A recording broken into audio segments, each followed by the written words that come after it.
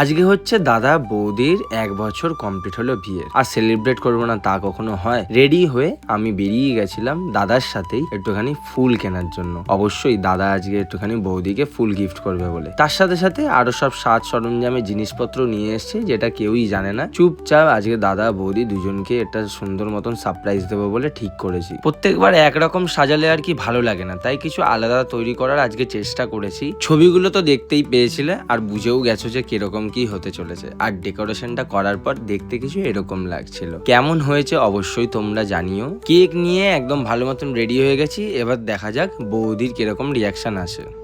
খুব ভালো হয়েছে, খুব ভালো হয়েছে, খুব সুন্দর হয়েছে। এই যে দুজনকে দেখছো কোথায় এখন? এই যে একজন আর একজন। আজকের এই সুন্দর দিনটা হচ্ছে দাদা আর বৌদির। এবারে দেখো কেক কাটিংটা। কি বলবো? Happy anniversary to you, happy anniversary to you. দাদা বৌদি যেন দুইজনে একসাথে এরকম ভাবে সুখে সংসার করুক, আরো বছর বছর এগিয়ে যাক, এটাই আশা রাখি। আর আজকে তারপর মেনুতে ছিল হচ্ছে ফ্রাইড রাইস, চিলি চিকেন। একদম রাতের খাওয়া দাওয়া কমপ্লিট করে শুতে চলে যাই। তো আজকের দিনের ব্লগটা এইটুকুই। দেখা হচ্ছে আবার পরের দিনের ব্লগে।